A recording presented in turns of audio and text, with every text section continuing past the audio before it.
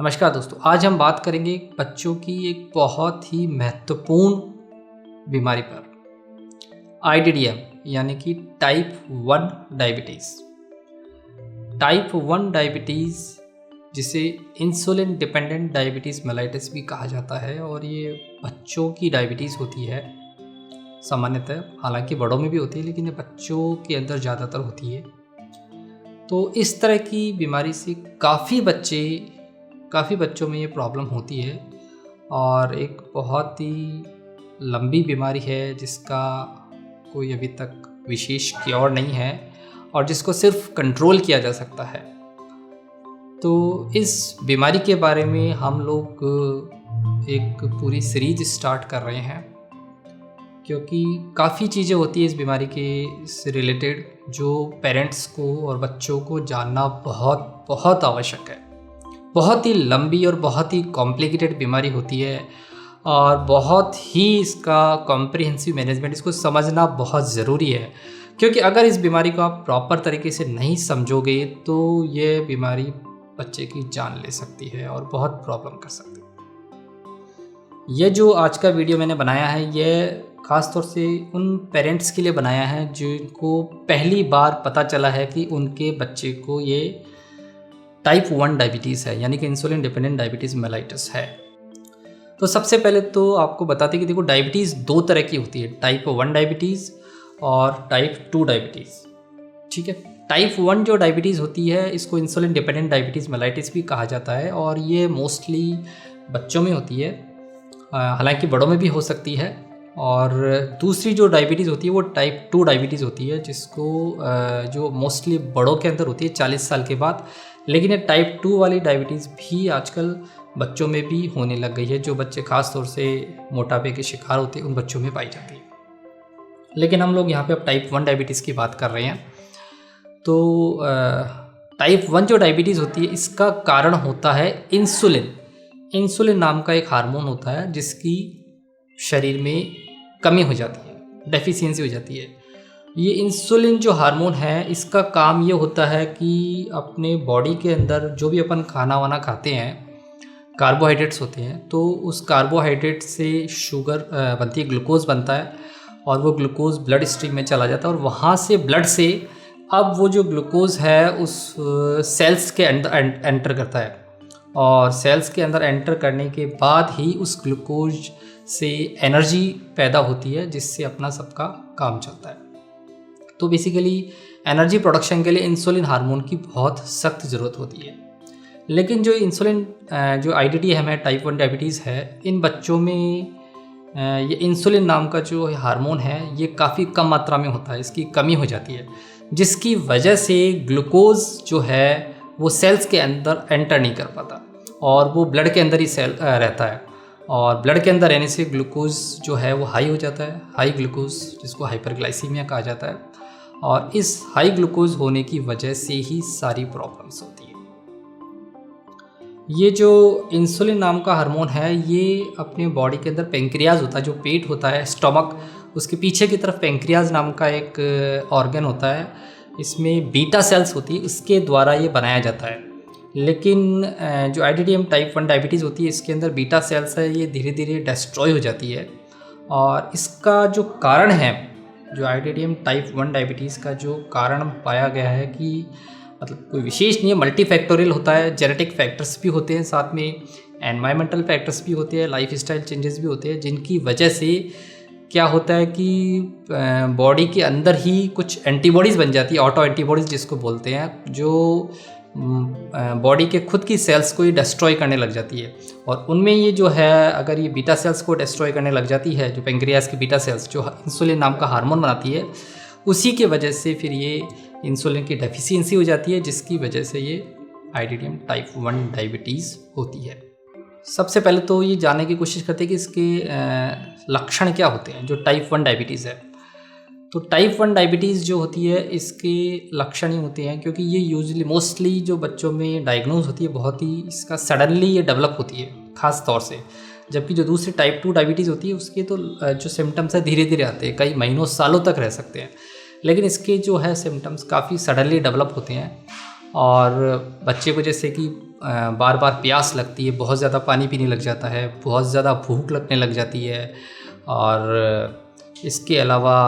पेशाब की मात्रा भी काफ़ी ज़्यादा बढ़ जाती है जिसको पॉलीयूरिया कहा जाता है। और ख़ास तौर से बच्चा रात में काफ़ी ज़्यादा बार पेशाब करने लग जाता है, वो बहुत सिग्निफिकेंट होता है। कभी भी ज़्यादा पेशाब कर रहा है तो आप हमेशा ये ध्यान रखिए कि बच्चा रात में उठकर कितनी बार पेशाब कर रहा है, उसमें कोई सडनली चेंज आया है क्या। अगर बच्चा रात में उठ के 2-2, 3-3, 4-4 बार पेशाब कर रहा है, और इनफैक्ट जो कुछ बच्चे जैसे बड़े बच्चे पहले ठीक थे और वो रात में पेशाब करना शुरू कर देते बिस्तर में, तो वो एक चिंता वाली बात है। उस कंडीशन में ये जो मेन जो 3 सिम्टम्स है, जिसको जैसे तेज़ भूख लगना, बार बार भूख लगना, बार बार खाना खाना, पानी पीना बार बार, और साथ में ज़्यादा पेशाब करना, तो ये इन तीनों अगर लक्षण हैं आपके बच्चे में, तो आपके बच्चे को ये टाइप 1 डायबिटीज़ हो सकती है। आप अपने डॉक्टर को डेफिनेटली चेक करवाएं, उसका ब्लड शुगर चेक करवाएं, यूरिन का टेस्ट करवाएं। और ये जो सारे सिम्टम्स बताएं, अगर ये सिम्टम्स हम लोग कई बार कुछ पेरेंट्स पकड़ नहीं पाते हैं, या कई बार बच्चे भी नहीं बता पाते, अपन ध्यान नहीं दे पाते, तो ऐसी कंडीशन में क्या होता है कि शुगर लेवल लगातार हाई रहने की वजह से बच्चे के शरीर में एसिड बनने लग जाता है, और अगर इसको तुरंत अगर ट्रीट नहीं किया गया तो एक बहुत ही ख़तरनाक कॉम्प्लिकेशन होता है जिसको डायबिटिक कीटोएसिडोसिस कहा जाता है। उस कंडीशन में बच्चे पहुंच जाते हैं। उस कंडीशन में क्या होता है कि बच्चे की सांस में दिक्कत होना शुरू हो जाती है, बच्चा तेज़ तेज़ सांस लेने लग जाता है, पेट में दर्द होना शुरू हो जाता है, जी घबराना, वॉमिटिंग्स वगैरह शुरू हो जाती है, और उसके बाद धीरे धीरे बच्चा बेहोश होने लग जाता है, बच्चा डल हो जाता है, बहुत ज़्यादा बेहोश तक होने लग जाता है। तो ये एक कंडीशन बहुत ही क्रिटिकल कंडीशन, एक सीरियस कंडीशन है, और ऐसी कंडीशन में बच्चे को तुरंत आईसीयू में एडमिशन की ज़रूरत होती है, और लगभग 48 से 72 घंटे का उसका कंटिन्यू ट्रीटमेंट चलता है तब जाके इस कंडीशन का ट्रीटमेंट हो पाता है। तो यह भी एक प्रेजेंटेशन का तरीका है जो न्यूली डायग्नोज्ड टाइप 1 डायबिटीज़ है। अनफॉर्चुनेटली हमारे पास काफ़ी जो बच्चे आते हैं जो न्यूली डायग्नोज्ड टाइप 1 डायबिटीज़ होते हैं, वो डीके की कंडीशन में ही आते हैं, और उसके बाद ही पेरेंट्स को पता चलता है कि इस बच्चे को शुगर की बीमारी है, डायबिटीज़ की प्रॉब्लम है। टाइप 1 डायबिटीज़ एक बहुत ही कॉम्प्लिकेटेड बीमारी है, क्रॉनिक बीमारी है, लाइफ लॉन्ग बीमारी है, और इसका कोई क्योर नहीं है। ये एक इस बीमारी का बहुत ही नेगेटिव पहलू है, लेकिन पॉजिटिव पहलू ये है कि अगर इस बीमारी को बहुत ही केयरफुली हैंडल किया जाए और बहुत ही केयरफुली मैनेज किया जाए, तो इस बीमारी को आप अच्छे से कंट्रोल कर सकते हैं और आपका बच्चा एकदम नॉर्मल लाइफ जी सकता है। तो सबसे पहले जानने की ये आपको ज़रूरत है कि आपके बच्चे को टाइप 1 डायबिटीज़ है, तो आपके बच्चे को अब लाइफ लॉन्ग इंसुलिन के इंजेक्शन लगेंगे। जी हाँ, आपके बच्चे को इसका, क्योंकि इंसुलिन की डेफिशिएंसी होती है इस बीमारी में, और इंसुलिन कोई भी दवा के फॉर्म में नहीं होता, टेबलेट के फॉर्म में नहीं होता है, सिरप के फॉर्म में नहीं होता, इंसुलिन के सिर्फ इंजेक्शन्स आते हैं। तो आपके बच्चे को लाइफ लॉन्ग इंसुलिन के इंजेक्शन्स लगेंगे, और दिन में 2 बार, 3 बार, 4 बार तक भी लगाने की ज़रूरत पड़ सकती है। तो इसकी आपको आदत डालनी पड़ेगी, और आपको खुद को सीखना पड़ेगा इंजेक्शन लगाना। और जब बच्चा थोड़ा सा बड़ा हो जाता है तो बच्चा ये इंजेक्शन्स अपने स्वयं के भी लगा सकता है। कई तरह के इंजेक्शन्स अवेलेबल है मार्केट के अंदर, और कुछ इंजेक्शन्स पेन फॉर्म में आते हैं, वो लगभग पेनलेस तरीके से आप उसको, बच्चे को, अपने को इंजेक्शन लगा सकते हैं। तो आगे आने वाली सभी वीडियोस में हम आपको इन सब बातों के बारे में पूरा विस्तार से, डिटेल से बताएंगे कि बच्चे को ये जो इंसुलिन के इंजेक्शन्स है ये किस तरह से लगाया जाता है। और इसके अलावा आपके बच्चे को अब जो नेक्स्ट स्टेप है वो बच्चे की ब्लड शुगर की मॉनिटरिंग करनी पड़ेगी रेगुलर लेवल पर, लगातार। इनफैक्ट आपको डेली मॉनिटरिंग करनी पड़ेगी ब्लड शुगर का लेवल, क्योंकि अब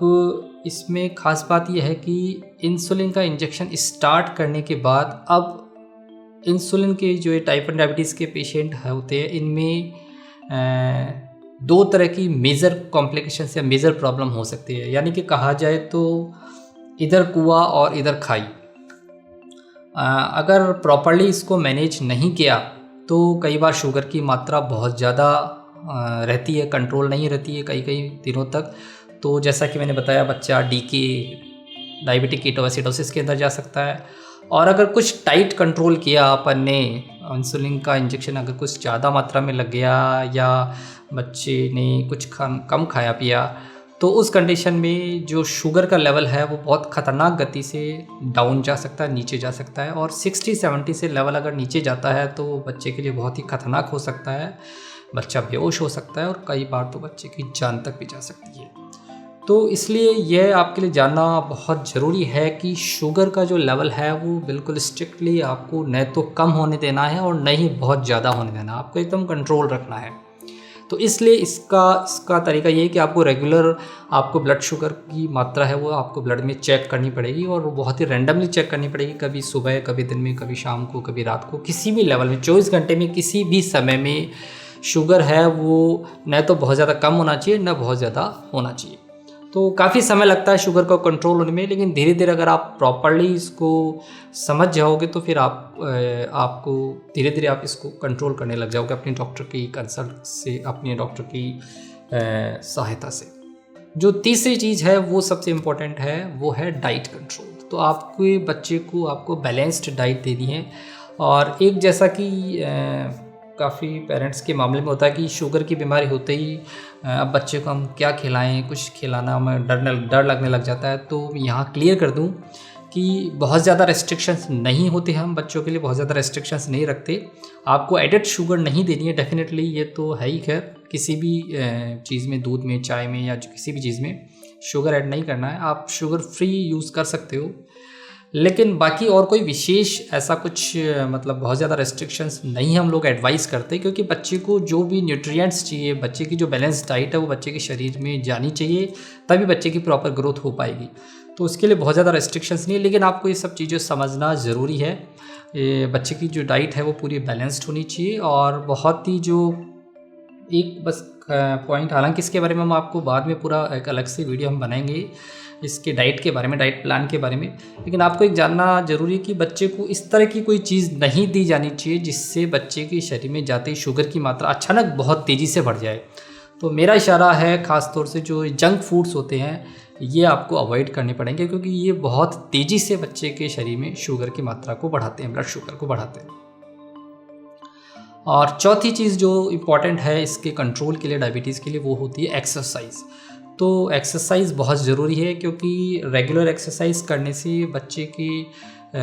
को इंसुलिन का इंजेक्शन दिया जाता है वो उसका जो प्रॉपर यूटिलाइजेशन होता है और उसका जो मेटाबॉलिज्म है प्रॉपर होता है एक्सरसाइज करने से। तो एक्सरसाइज ऐसे बच्चों के लिए बहुत ज़रूरी होती है। रेगुलर आपको एक्सरसाइज करनी है बच्चों के लिए और बच्चों को सिखानी है आपको।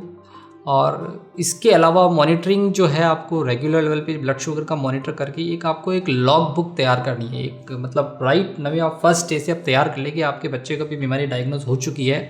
तो अभी एक कॉपी तैयार कर ले और इस कॉपी के अंदर आपको हर चीज़ की एंट्री करनी है। आप किस इंसुलिन का इंजेक्शन अगर दे रहे हैं तो कब दे रहे हैं, कितनी मात्रा में इंसुलिन का इंजेक्शन दे रहे हैं, साथ में आप ब्लड शुगर चेक कर रहे हैं बच्चे को तो किस तारीख को कितनी बजे कितनी शुगर आई थी, शुगर का लेवल कब डाउन हुआ था। एक एक चीज़ की डिटेल आप कॉपी में नोट कर लें और जब भी आप अपने डॉक्टर के पास जाए उस कॉपी को आप ज़रूर से लेके जाए। तो उस कॉपी को देखने से बच्चे की पूरी कंप्लीट आपके डॉक्टर को समझ में आ जाएगा कि किस तरह से इसका शुगर कंट्रोल हो रहा है। इसके अलावा एक टेस्ट और होता है जिसको ग्लाइकोसाइलेटेड हीमोग्लोबिन कहा जाता है या HbA1c टेस्ट कहा जाता है, जो हम लोग करवाते हैं। ये बच्चे की जो पास्ट 3 महीने की जो एवरेज शुगर है उसका लेवल बताता है। तो ये भी बहुत इंपॉर्टेंट लेवल होता है। इससे हमको थोड़ा सा आइडिया लग जाता है कि किस तरह से बच्चे का जो है शुगर बॉडी के अंदर चल रहा है एवरेज लेवल, और ये कोशिश करें कि 7 से कम हो इसका जो लेवल है। ये जो आज का वीडियो मैंने बनाया है ये ख़ास तौर से उन पेरेंट्स के लिए बनाया है जिनको पहली बार पता चला है कि उनके बच्चे को ये टाइप 1 डायबिटीज़ है, यानी कि इंसुलिन डिपेंडेंट डायबिटीज़ मेलाइटिस है। बहुत ही मुश्किल समय है आप सभी के लिए, लेकिन मैं आप सभी को कहना चाहूँगा कि आपको घबराने की कतई ज़रूरत नहीं है। हिम्मत रखें, इस बीमारी के बारे में ज़्यादा से ज़्यादा नॉलेज हासिल करें, इस बीमारी को समझने का प्रयास करें, इस बीमारी के ट्रीटमेंट को समझें, आपके बच्चे को किस चीज़ की ज़रूरत है, इसको इंसुलिन का इंजेक्शन कैसे लगाना है। और इसी प्रयास में पेरेंट्स को एजुकेशन देने के लिए हम लोगों ने ये सीरीज स्टार्ट की है हमारे चैनल पे, और आगे हम लोग इस डायबिटीज़, टाइप 1 डायबिटीज़ के बारे में सभी तरह की छोटी छोटी बातें, आपको हर चीज़ बातें आपको डिटेल में बताएंगे, ताकि आपको किसी तरह का कोई कन्फ्यूज़न नहीं हो और आप अपने बच्चे की इस बीमारी का, इस कॉम्प्लिकेटेड बीमारी का बहुत अच्छे से इसको मैनेज कर सकें। आपको ये हमारा वीडियो कैसा लगा हमें कमेंट्स में ज़रूर बताएं, और इस वीडियो का आप ज़्यादा से ज़्यादा शेयर करें, ताकि ये इन्फॉर्मेशन ज़्यादा से ज़्यादा पेरेंट्स तक, इस तरह के पेरेंट्स तक पहुंच सके। Thank you.